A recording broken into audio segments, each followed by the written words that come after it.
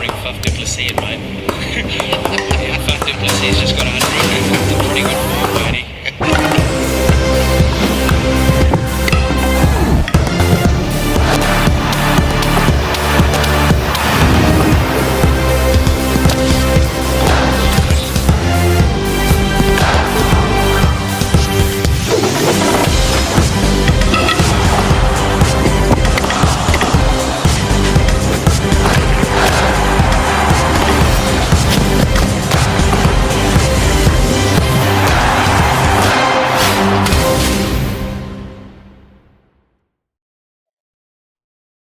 Merry Christmas and ho, ho, ho to everyone. Welcome to episode 11 of the Peel Cricket Show, the Pavilion, the Peel Cricket Show. You'd think I'd know the name of the show by now. The Pavilion, the Peel Cricket Show, proudly supported by our partners in Retrovision, Everlast Sports Drinks, and, ESA Sport. Obviously, it is the Christmas edition. This is good, or the pre-Christmas edition. It's not Christmas yet. Don't get too excited, everyone. Don't be rushing out to the Christmas tree just yet. You might be a little bit disappointed. And you break all the rules. Just because you get a little bit older doesn't mean you can break the rules. You've got to wait. I think there's, one present Christmas Eve you can do, depending on your family. You can do one if you're really excited. But then it's Christmas Day. And that's when it's all going to kick off. And boys, you're going to kick off this weekend. It is going to be an absolute stinker, isn't it? We've gone from 0 to, a million miles an hour in 1 week. It's going to start warming up, and then Christmas Eve, Christmas Day, Boxing Day.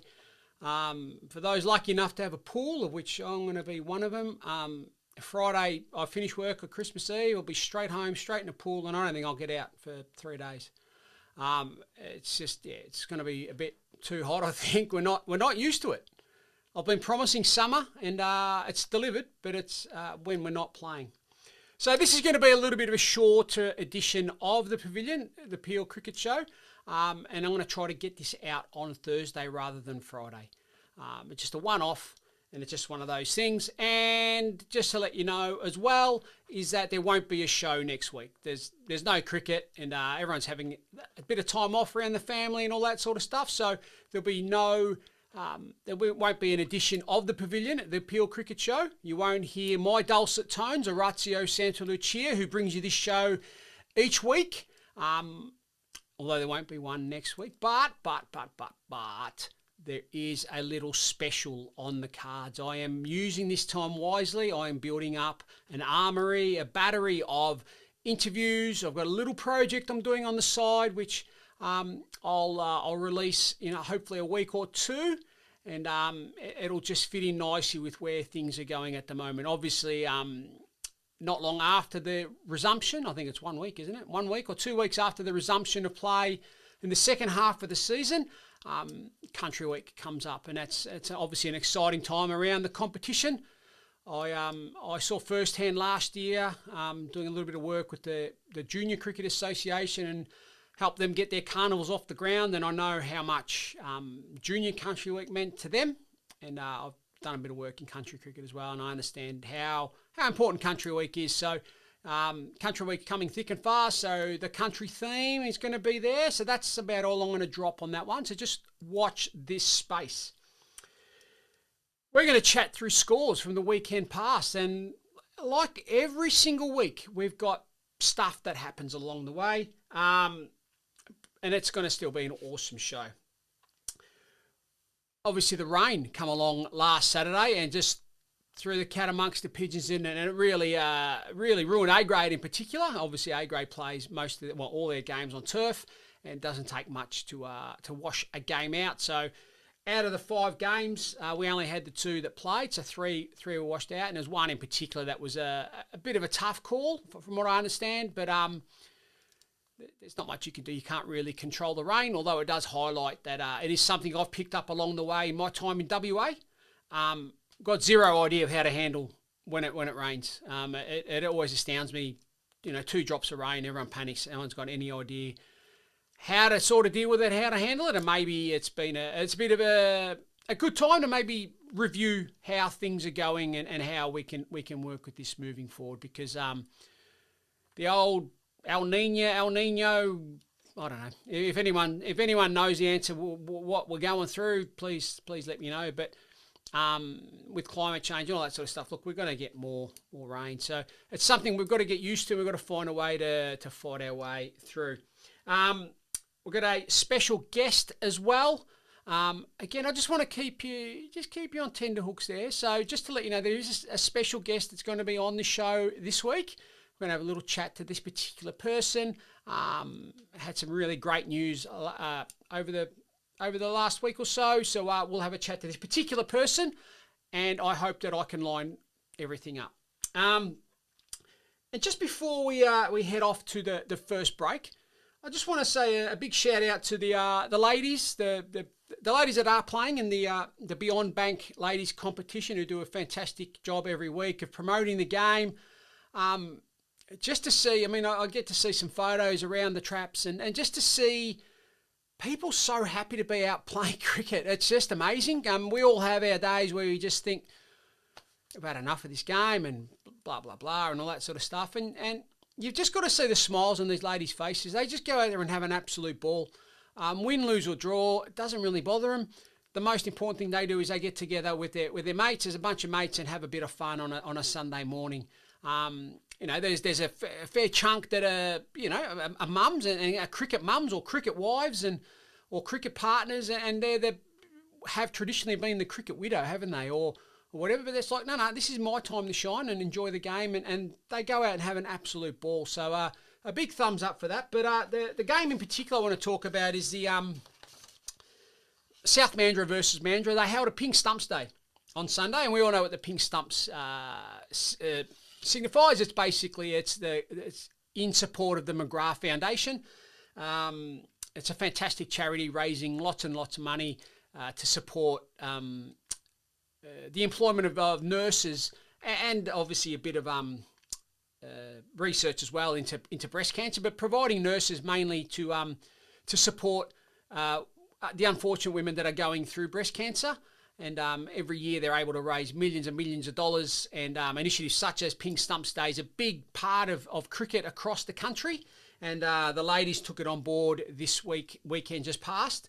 So again, seen some wonderful pictures, and Stuart Parker from Mandurah Cricket Club, thank you very much for sending through the photos. There's some awesome shots. There's some drone shots, which I'm getting jealous. I like my toys, so I don't know. I might see one under the Christmas tree. Who knows? I just think they take awesome shots. Anyway, seeing the girls playing, they were at Falcon Reserve, and there was they had a bit of an event on. Both teams dressed up. They had these white and pink striped, like candy stripe sort of socks, and real knee-high socks, and they had pink zinc cream on, and all sorts of streamers, pink ribbons in their hair, and both teams had an absolute ball. But most of all, they raised awareness, and obviously would have raised some funds as well for the McGrath Foundation, which is fantastic. So big kudos to both teams there. And look, if any other clubs are going to go down the Pink Stumps Day, please let us know, and we'll do our best to promote whatever that is, because from what I understand, you can do it at any time throughout the season. And it'd be great to think another club jumps on board and supports what we know as a fantastic charity by a fantastic person, and it's a unfortunately it's a charity that's in need, because nearly everyone would know someone that's affected by breast cancer. It's a horrible disease. So well done to everyone involved there. A reminder, as I just said, there's no cricket obviously this weekend, so there'll be no show next week, but like I said, they've got something happening in the pipeline there. So just keep your eye out, keep your ear out, and all that sort of stuff. And the week after we'll be back. Although there won't be any cricket, but we'll have a little bit of a sort of a halftime preview and then a review. Season, the half season that's gone, and what's ahead of us. We're going to have a bit of a look at that. And just one last thing as well. Just remember to keep an eye out on your mates, male and female. Look, this time of the year can trigger some tough thoughts for people. Like it's not all happy and cheerful. For some people, it might trigger some bad memories. Some might have lost family members throughout the year. It's not always a happy time. It could be a tough time for a number of reasons. But what I think is important here is that we remember to just keep your eyes up, keep your eyes open, and just have a look around and check in on your mates and ask, are you okay? And listen and really make sure that you're there for them, because basically we want everyone that has gone into this break to return back safe and sound in 2022, ready for the second half of the Peel Cricket Association. So just a little reminder that I think we've all got an obligation and we've all got a responsibility to have a look at your mates and just check in. Don't just completely check out at this time of the year and just presume everything's happy and everyone's doing it great. This does trigger a lot of tough times, and I think it's a great thing to know that people have got, your mates have got your back. So just check in on your mates, eh? We'll be back after this break to chat all things round 11 of the PCA. We'll be back. Oh, hello. What a shot into the combox. Welcome back to the Pavilion, the Peel Cricket Show, which as always and has been since our first show 12 weeks ago, happily supported by our wonderful partners in Retrovision, Everlast Sports Drinks, and ESA Sport. So how do I start this section? What I've written down here is bloody rain. Bloody rain. As a Victorian, don't hold that against me, okay? I've been here for, over 10 years now, so I'm nearly a cousin, I reckon. I don't know how long I've got to be here before I'm sort of considered a local, but I'm working toward it. Look, this type of rubbish weather was quite normal, and we were usually good for at least 3 or 4 washouts a season. You just put up with it, and that was that. And I know a few years back, my Victorian friends hardly played us at all. I mean, I reckon they played about half a dozen games throughout the season. They were washed out every other week. It was just ridiculous. But here in WA, in December, serious? I mean, anyway. And then if you look at the weather forecast for this weekend coming, as I mentioned in the first section, it's going to be, El Scorchio. Old St. Nick, he's going to burn on entry as he comes in on his bloody sleigh, isn't he? Anyway, the sudden downpours on the weekend played absolute havoc with A-grade in particular. So the A-grade scores look like this. The first game we'll chat about will be Secret Harbour versus South Mandurah. Now, Secret Harbour batted first and got a real good score. And for them, they'd be a bit peeved. 9 for 182 they got. And South Mandurah 4 for 73. And I reckon that game was in that really sort of interesting stage. About 20 overs in their game in the second innings. And that's when the rain came in and just made it too hard to get back on. So that game was match abandoned, points shared in that particular game. So a bit unlucky there for Secret Harbour, but hopefully they take plenty of positives out of that and can look forward to first game back coming after the Christmas break. The next game we're going to talk about, and this is the tough one I thought in the whole round, was Shoalwater versus Singleton Irwinians. Now Singleton obviously got their team back together and they're just starting to crank it up over there at Singleton. Shoalwater all out 1-2-6. And Singleton were 2 for 93 in reply. They were only 22 overs into their innings when match was abandoned. A bit of a tough call from what I understand. Well, you'd think they were cruising to victory there. And for Duckworth Lewis to kick in, I believe they needed another few balls for the rule to kick in. So, look, that might be something we need to look at as an association. This is going to happen again, and it'd be really good to think that the rules are pretty clear, or the bylaws are pretty clear with rain interruptions and Duckworth Lewis and things like that. And who knows? Maybe we might get to covers at some stage. It's going to be a conversation. It's going to come up over and over again. I don't know too much about the history of the whys and the why nots and all that sort of stuff. But all I do know is that if you want to play consistent turf cricket, I think you need covers. that's my opinion.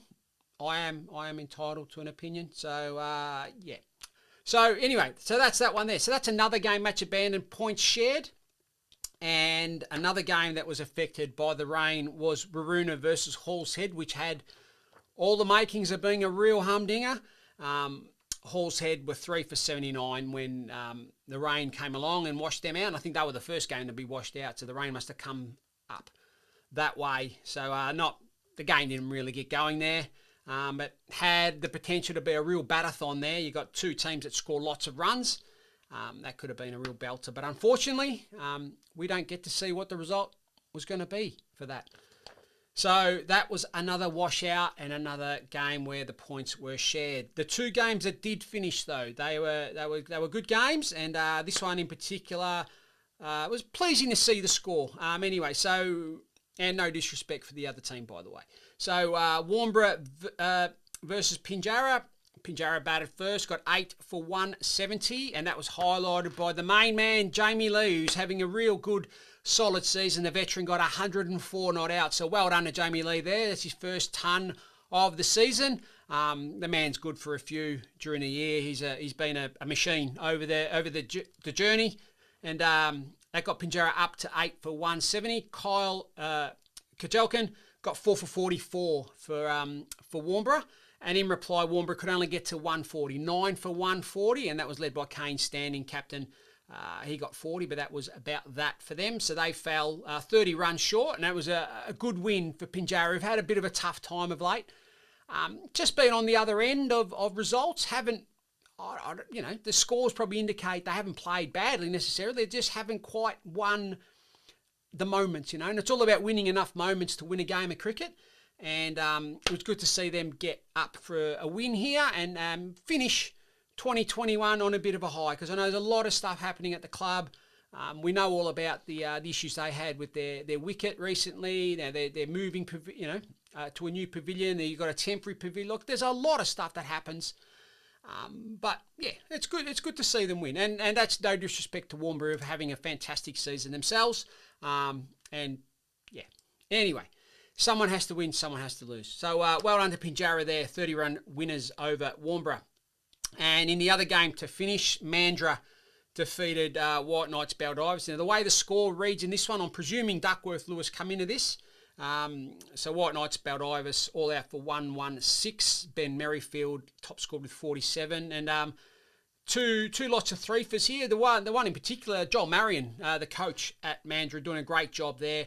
3 for 4 off 3 overs, if you don't mind, and just cleaned up the tail. And Ian Lattimore, another 3 wickets, 3 for 18 off his 10 overs. So that's another. He's done that a couple of times, Ian. Now, real sort of tight. I'm presuming just stump to stump sort of stuff. So well done to Ian. Mandurah 4 for 109 in reply, and they win by 6 wickets. And like I said, I'm presuming that's a Duckworth Lewis victory there. The way the score reads. If someone can maybe let me know, that's obviously something. Hopefully, Play HQ, which everyone will be moving to next season, I believe, will be better than My Cricket, which obviously can't handle putting another couple of letters DL next to it. But anyway, so that's A grade. That's the quickest wrap up of A grade of all time. And the ladder, as we turn the buoy on the halfway mark of the Peel Cricket Association season in the Wyllie Cup, or in the battle for the Wyllie Cup in A grade. Waroona on top on 48, and just think how far ahead they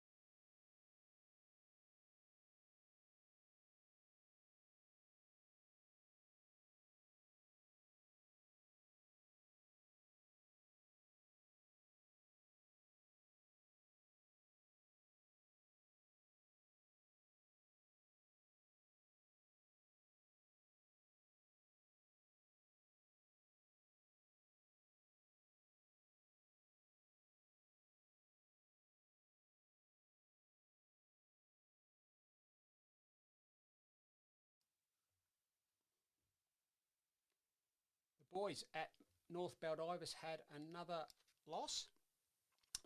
North Baldivis 163 all out. Jordan Northcote 64. Selvakuma Muthi got 45, and Brad Williams, the big fast bowler. I've always got to say that. 4 for 29 for Secret Harbour. Secret Harbour got 8 for 264. Big score.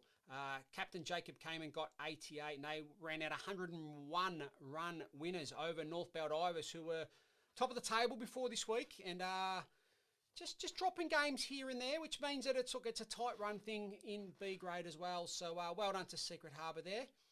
Pinjarra, another win. Well done to the boys here. 2 for 178. Michael Raston, big 115. Well batted, son.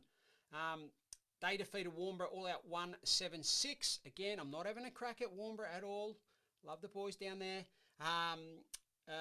Charles Newenhouse got 73. Good score. But Pinjarra ran away 8 wicket winners. So that's 2 wins, A and B grade. So well done. It would have been a nice, happy clubhouse on Saturday night. Singleton, 225 all out. The Yeeple machine, Jeff Yeeple got 60.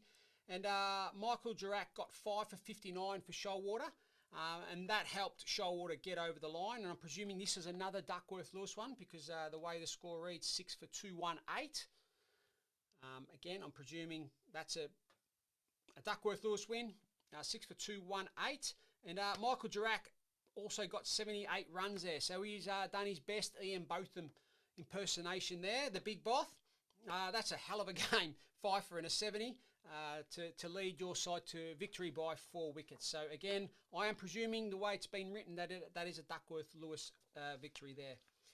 And the other B grade games, we've got White Knights Baldivis 9 for 172, and they defeated we'll just say a Mandurah that probably didn't have their best day, all out 51. Matt Jordan took 5 for 24 in that routes there. 121 run victors were White Knights Baldivis. And the final game in B grade, and this was for the Retrovision Cup.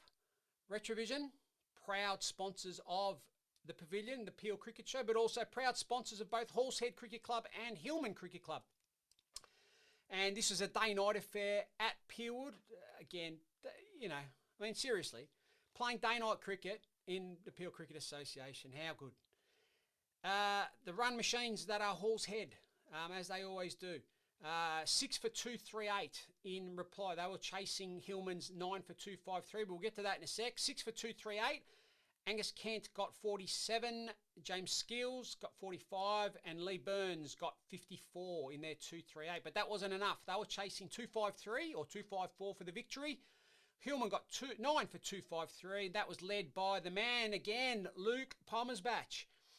Always going to happen, wasn't it? The man was going to get off up and away, and he was going to start making runs for fun.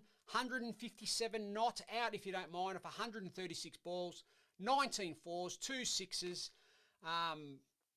He's too good a player not to make those sort of runs. Coming to Peelwood, he must have thought happy days on a road. Great place to play cricket. 157 not out off 136. Lewis Starbuck took 4 for 40 for Hallshead. In a close game, 15 runs. Hillman were victors, and they take out the Retrovision Cup, which is an annual trophy they both play for. And I believe it's the first game that both teams play, that they play for the Retrovision Cup. So well done to Hillman there. And that game was live streamed on Frogbox. So if you want to see a former Australian player make 157 not off 136 balls, which I dare say must have been entertaining, jump on to the Hallshead Cricket Club page and look up that game, and you'll be able to see ball by ball. You won't have the lovely commentary of myself, but you'll be able to make up your own commentary. Hey, why not have a go yourself? And see how hard it is sometimes, especially when you can't see who the players are and you don't know who they are. That's why you need numbers on your shirts. Anyway, what does the ladder look like as we turn the boy there in B grade? That toing and froing at the top has happened again. So Hillman back on top on 60 points. North Baldivis second on 58. White Knights on 51. Third, Shoalwater fourth on 48. Hallshead fifth on 45. We have Warnborough on 37, Singleton on 30, Mandurah 23, Secret Harbour and Pinjarra both on 13. That ends B grade, and it's an exciting run thing there too. So you probably got 1, 2, 3, 4, 5 teams at least that are in the running, I would have thought, in B grade there. Move on to C grade action here, and the first game off the rank is White Knights Baldivis 5 for 286, and that's led by the president, Daniel Cole. Well done, 102. Fantastic score there. Dave Brewer, 64 not out, and Chris Hughes got 50 in 5 for 286, and they defeated Mandurah 9 for 127. I believe Mandurah had some real issues this week in getting teams out on the park, and look, I guess that happens, especially with a lot of FIFO work that happens around here and Christmas and all that sort of stuff. Look, that happens. Anyway, 9 for 127. Pete Culvener got 55, and Stevie Hewins got 4 for 27 for the White Knighters, and that's a big win there. 159 run victors with White Knights Baldivis, so well done there. Singleton versus Shoalwater. Singleton all out 91. They were defeated by Shoalwater 7 for 241. Adam Evans got 73 for Shoalwater. 150 run victors there, and South Mandurah versus North Baldivis. That match was abandoned. South Mandurah batted first, got 151, and then that game was kiboshed due to the rain down at Falcon. So points were shared there. Let's move on to D grade action. D grade, Hall's Head 4 for 146. Peter Knight. Does he take big speckies at centre half back and centre half forward in a Hawthorn jumper?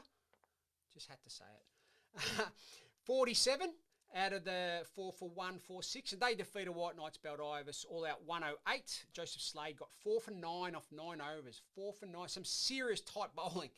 4 for 9, and 6 wicket winners were Hall's Head over White Knights Baldivis. The other game, Hillman 2 for 203. Craig Galvin got 86 not out, and Darian Puntigam got 75 not out. So that's another score for him. He got some runs the other week. They defeated Waroona all out 101. Mark Moody got 50. Ben Aldridge 4 for 10. I think that's a rare appearance for Ben. 4 for 10 off 9. Easy game. Just rock up and just take 4 for. 8 wicket winners there were Hillman over Waroona.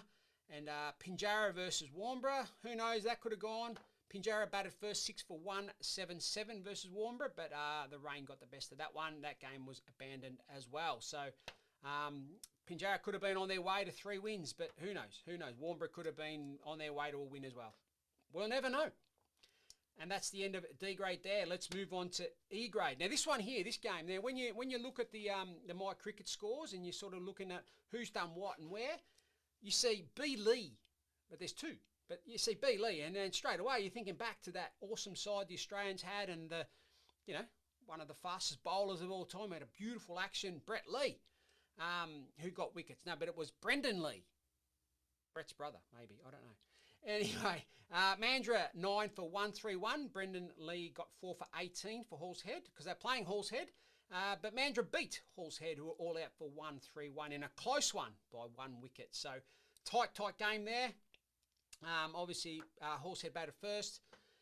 Mandurah chased it down and won by 1 wicket. So that would have been a really good game to watch there. The next game, Shoalwater, 6 for 157. Alex Carano got 57 not out. Russell Chitty got 52 in 6 for 157. And they defeated Secret Harbour, who got 9 for 114. Ryan McClay got 53. And Dennis Langley took 4 for 19 for Shoalwater. And Shoalwater ran out 4 wicket victors there in that game. In the next game, and this one brings a smile to my face here, and only because of the person who got the wickets, not because of the result necessarily. So White Knights Baldivis 7-4-05. They defeated Singleton all out 7-74, and that was led by Luke Gray, who took 5 for 3. 5 for 3 off 6.5 overs. So well done, Luke. Luke does a fantastic job in female development in the region. Coaches Rocky Mandurah's under 17 team, their youth team, and does a great job there in real tough sort of conditions where a lot of young girls are playing and they haven't got much experience and all that sort of stuff. And he puts a hell of a lot of time in, really committed to his coaching, doing some fantastic work, has done great work with White Knights Baldivis, with their junior girls and bringing them all the way through, and still finds time to play a bit of cricket himself. So to see that he got a bit of reward there and had a great game, 5 for 3. mean, they're serious bowling figures. Well done, Luke, and well done to White Knights Baldivis, who won by 3 wickets there. And the final game of E grade, South Mandurah 6 for 218. Taj Bailey 58 not out, but they were defeated by North Baldivis, so that would have been a good game there. Who got 226, so they were chasing, so that would have been a close one. So North Baldivis 226. Chris Spencer, another score, 88. He's got over 500 runs. Flying along this season. So well done, Chris. And Tim Bridgeford got 48. Well, Mitchell Kane got 5 for 16. Again, you see M. Kane, and I'm thinking Michael Kane. I'm thinking the Italian job. I'm looking for the... Only had to blow the bloody doors off. But no, it was Mitchell Kane. Well done, Mitchell. Anyway, 5 for 16. Fantastic bowling figures there. But North Baldivis run out winners there. 226 played 6 for 218. And Warnborough had the bye. So they've got the extra long break there in E grade. And in F grade, Shoalwater 6 for 105, but they were defeated by Hillman, who got 8 for 144. Kyle Seabum got 4 for 7 for Shoalwater there in Hillman's 8 for 144, but wasn't enough to get him over the line, but 4 for 7. Some of the bowling figures this week are amazing. Warnborough defeated Pinjarra, so Warnborough 5 for 178. Scott Bradford got 73. Defeated Pinjarra all out 146. Jason Ferguson Stewart got 72. Warnborough win by 5 wickets there. And White Knights Baldivis 8 for 145. 8 for 145. Duncan Van Zyl got 50 not out. But unfortunately that wasn't enough. Hills Head got 9 for 163. Mason Austin got 53. And they win by 1 wicket there. So that pretty much wraps up the cricket side of things for 2021 in the Peel Cricket Association. Look, some great scores there. Obviously, the rain played havoc this weekend, but you just got to suck it up and move on, don't you? But like I said, I'm pretty serious. I think maybe a little think tank on how we can deal with this a little bit better. Because it still amazes me whenever it rains here in WA, it just causes absolute havoc and no one really knows what's going on. And so maybe we can just sit down and just think about and work out how this can sort of work and come up with ways to just sort of be calm and sort of deal with it as it comes along. And maybe the discussion has to come up again about covers. Who knows? I'm just throwing it out there. Always good to have a chat, have a conversation, a good cricket conversation, because that's what we like. We like talking cricket. That's why we've got a podcast called The Pavilion, the Peel Cricket Show, proudly supported by Retrovision, Everlast and ESA Sports. We'll be back after this. You messed about, I caught you out. Welcome back, everyone, to The Pavilion, the Peel Cricket Show, which, as per usual, is proudly supported by Retrovision, Everlast Sports Drinks and ESA Sport. Now, I promised you all a special guest this week in a special pre-Christmas edition of the Pavilion. And on the line here, we have young Teague Wyllie, who has just recently been selected to play for this great nation of ours, Australia. Well done, Teague, and welcome to the show. Thank you very much, Ratzo. It's good to be back. It's good to yep. You're a return guest, mate, which means you were pretty good the first time. So only rare. It's a rare beast that gets invited twice. So you're a very lucky man. You're on the Christmas card list. Put it that way. On the good list. Well, first of all, mate, big congratulations on on getting selected to play for Australia in the under-19 team that's going to go away to the World Cup in a couple of weeks' time. So that must have been an amazing feeling to be selected. Yeah, it probably hasn't sunk in yet, to be honest. It'll probably first sink in when I'm on the plane over there. But it was really nice to receive the email saying you've been selected, and it's a nice little feeling of satisfaction out of all the hard work and hours upon hours of dedication and hard work, sweat and tears you put in to actually get that nice bit of reward back. So it's a good feeling. And that's mum and dad, let alone you. Yeah. So I was going to ask, my next question was going to be, how did you find out? Was it a phone? It was an email. That's how you got? Yeah. Cricket Australia.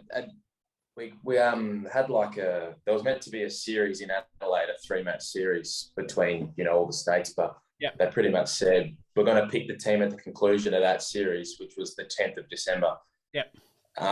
We were lucky, me and Corey were lucky enough to get selected in the second 11. And they said, look, if you get picked in that, play that. You know, I wouldn't say it's probably a better standard of cricket, you could say. Yeah. So at the conclusion of the second 11 game, pretty much Cricket Australia said, yep, you boys will find out tomorrow morning. And I think all 37 in the squad were refreshing their phones every 2 minutes that next morning. And luckily enough, the email come through and it said, congratulations, you've been selected. So that was pretty nice. Oh, that's pretty awesome. Yeah, that's amazing. And over the last few years, it's been a real step up in your journey. I mean, you've been lucky to go to India. You've been here, there, and everywhere. And you've had the mentoring on the side and all that sort of stuff. So it's all good that it's sort of now starting to come together. You know what I mean? It's all starting to make a little bit more sense, I guess. Yeah, it's nice.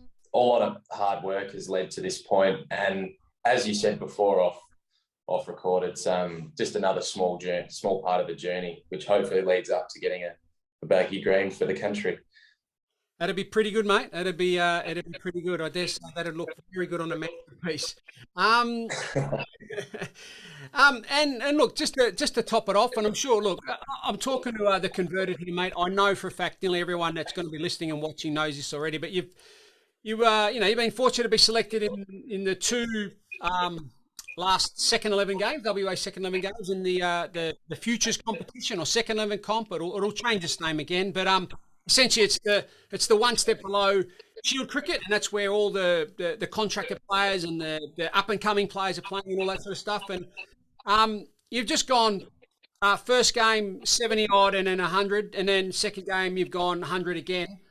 I know you're not thinking this, but from the outside it must be like, oh geez, how easy is this going?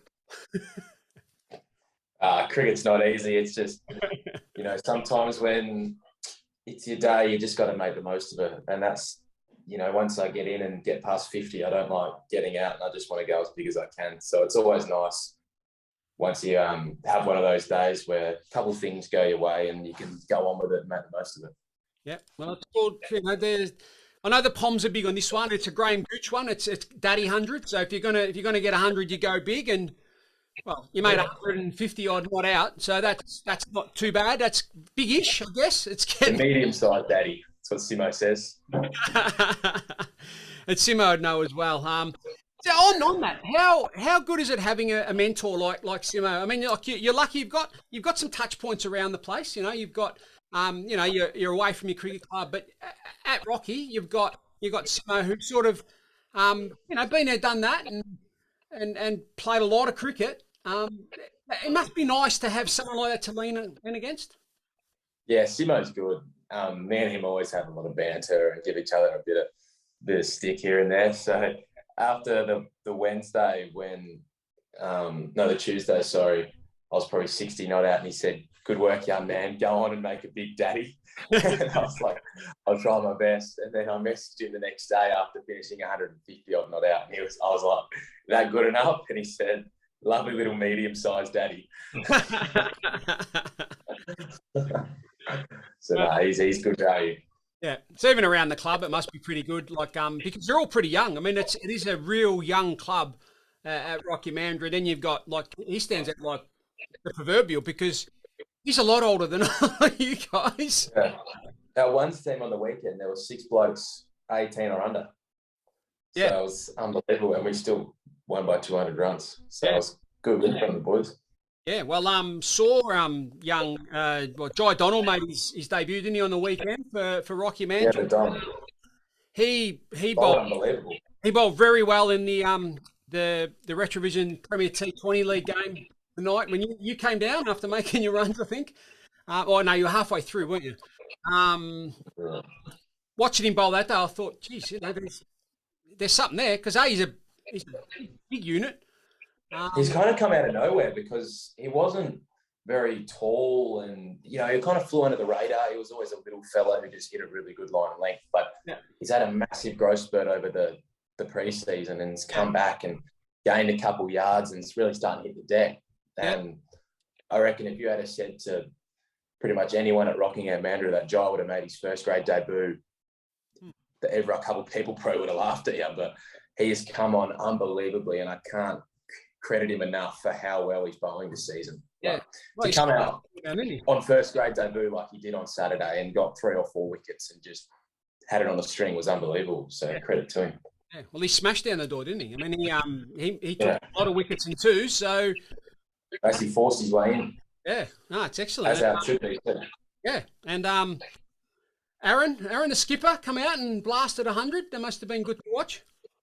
That was Aaron's first grade 100 too. So he's played nearly 100 games, and it was, we always knew that, the day was going to come where he got in and went big, and he went big, and he off 80 odd rocks too. So it was good for him to finally get that monkey off his back, that first 100. Hopefully it's a little kickstart to get a lot more on the board.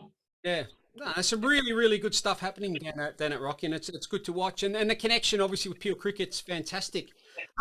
So, look, playing second 11, we'll go back to that. How did you find the step up?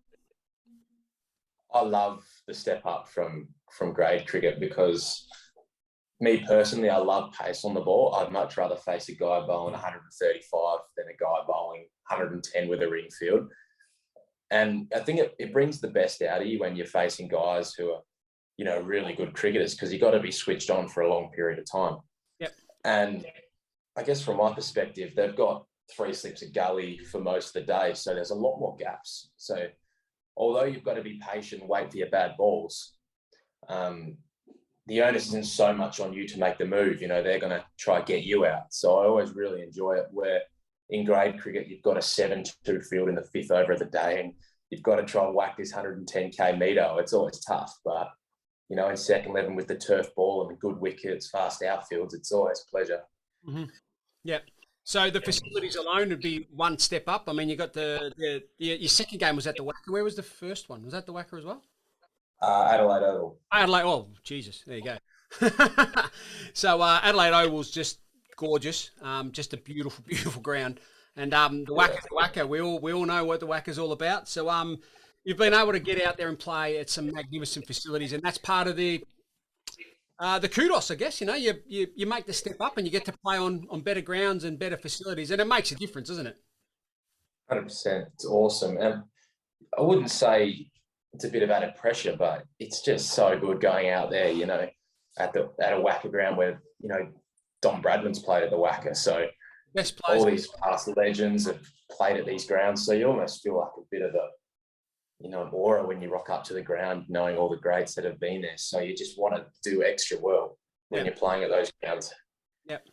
No, that's fantastic. And any feedback, I guess, from the WAC? I mean, it's not often that a 17-year-old, 18-year-old makes the step up and plays their first 2 games at that level and goes whack whack. Like, other than the pat on the back, is there anything else from there, or? Oh, the Wacker, they're pretty good. The best thing ever is like when you're walking off and all your teammates are around you and guys who have played state cricket. Jeff Marsh comes up to you, shakes your hand, says congratulations. Yep. They don't give you too much insight into the step after that, but they're always really good in congratulating you on what you've done and all that type of stuff. So they're really, really good and almost welcoming. When you go up to that stage, you don't feel like an outsider. You feel like you're a part of the group, which is awesome. Yep. And who's taking them at the moment? Who's Wes Robinson, whose brother actually plays cricket in the Peel League, and Jeff Marsh. Yep. So you got two good mentors there. Well, I guess even for your type of player, the way you like to bat, you've probably got 2 very good mentors there, because they probably there's a lot of what they did that you sort of do. You know what I mean? Like Wes. Yeah, me and Swampy get on pretty well. And the Swamp, I grew up. I was very fortunate to work at the Wacker for nearly 10 years, and to work alongside him. And I used to have posters of him up on my wall. I used to love watching him bat for Australia, especially in one-day cricket. You're too young to remember, but when Australia would make 200, your dad will tell you this. So Australia would bat, they'd make 250, which was a huge score in those days in 50 over cricket. And Swamp would bat nearly the whole 50 overs and it'd be 80 not out.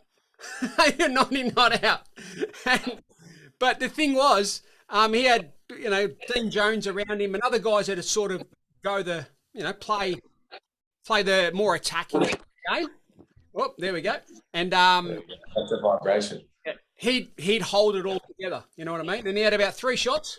He had a cut shot, little one off the pads, a drive, cover drive, and then he'd sort of bunt it over mid on when he was going.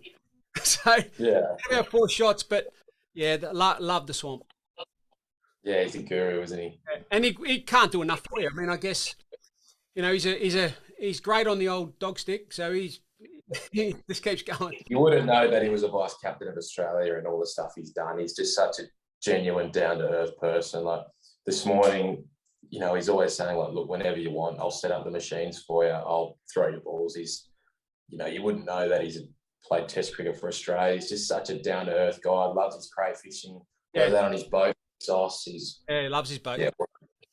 No, he's a legend. And you're very, very fortunate to be in that sort of mix. So what's the plans moving? So you've got obviously the Christmas break. Is there a break at all, or you've got? I fly out 27th of December. Oh, there you go. 5 days. Okay. So I've been up to Perth the last 6 days, training flat out and doing all the vaccinations and getting ready. So it's been full steam ahead. But I'm lucky now that I've got 3 or 4 days where I get a bit of a breather leading up to Christmas, playing a bit of golf Christmas Eve, which I'm looking very, very much forward to. And then flying out 27th to go to Melbourne for a week. Okay. And then straight to the West Indies on a 38-hour flight. Wow. It's one of the hardest places to get to because you've got to get off in America somewhere and then island hop. We're going Melbourne to Dubai, Dubai to Amsterdam, Amsterdam to Antigua, and then Antigua to Guyana. Well, there you go. Oh, so it's in Guyana you're playing? The first bit is in Guyana. Okay, so you're in South America. And then we're going to Trinidad. Yep. Okay, so you're going from South America to the Caribbean. Well, there you go. Wow. So I'm trying my hardest to find this yellow fever vaccine. It's not anywhere in the bloody state. I'm sure you'll work it out, mate. I'm sure it'll all sort of fall into place in the end. So, nervous at all, or not yet? Because you've still got a training camp sort of thing to get through.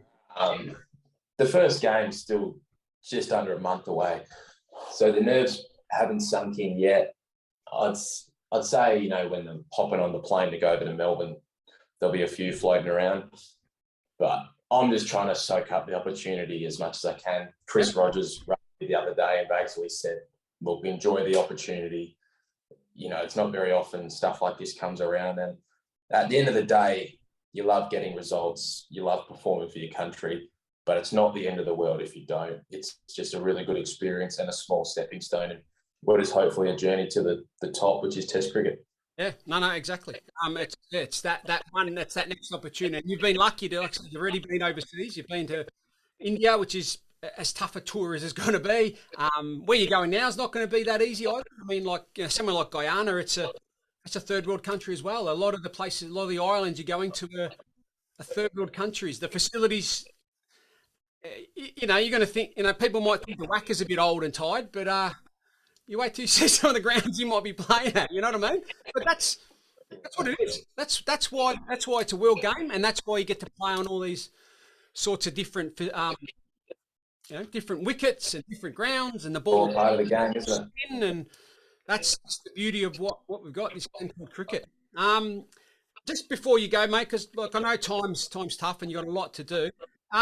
Must be good to know that you're not the only boy from WA going over. To have someone that that's going to be with you must make a big difference. Yeah, it's really good. Especially I've known Cooper for ages now. Since we were 11, we went on a state schoolboys tour together. Oh, there you go. And then who would have known 6 or 7 years later we'd be going to the Caribbean together. Yeah. But it's really good. Me and Cooper have always gotten on really well. We complement each other's playing styles pretty good. He goes hard at it. I'm a bit of a nerdler.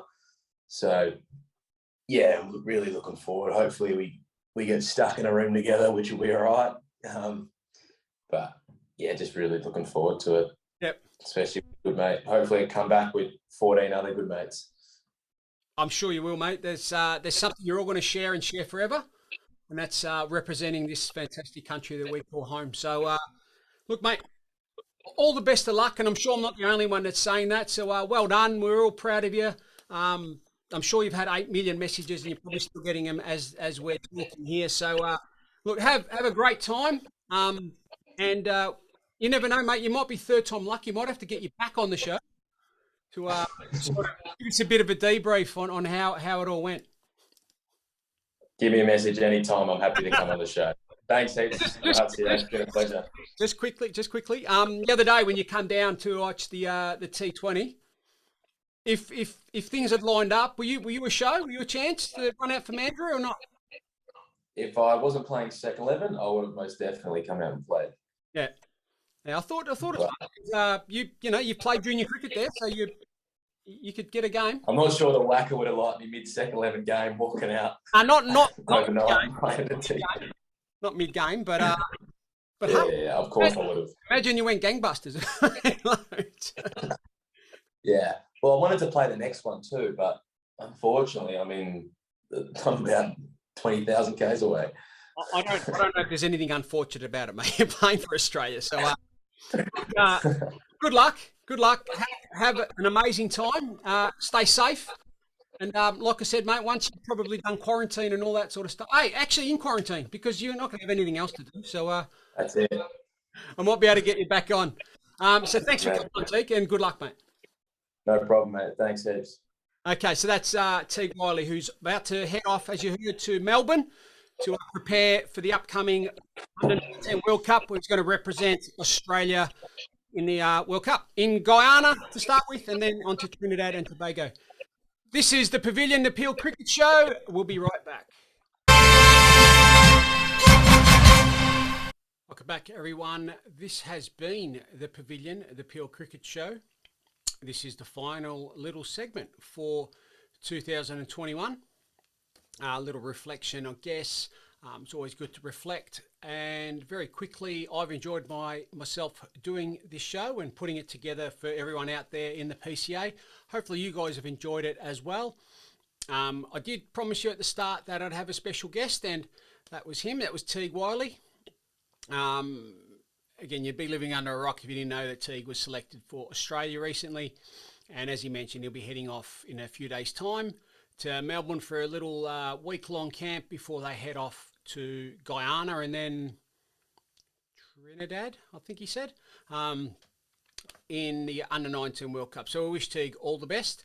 And he did promise, and I'll get him back on when he gets back and when he's settled to tell us all about it, because I think it's pretty special that, someone in our neighbourhood and someone a lot of you would have seen grow up from when he was a little kid. I know I have. And to see him to where he's got to now, and obviously over the last few weeks he's also done very, very well for WA in the second 11, where he's made a century in both of his first 2 games. So really good there. Well done everyone this season. It's been tough. It's always tough. And we're in challenging times, but at the end of the day, we've been able to get through 11 rounds of cricket, give or take, and there's some serious stuff going on. There's some really, really good players, some really good performances, and amazing people that are making this whole thing work. So thank you for your patronage. I hope that you've enjoyed the first 11 episodes. Won't be a show next week, but look out the week after, and then there'll be a few other things in the pipeline as well. Have a Merry Christmas. Have a safe New Year. Remember to look after your mates. Look up, have a look around, check in on everyone, and make sure that we've got a full 11 in every game, starting right back after Christmas in the new year. We'll see you then. Thanks a lot.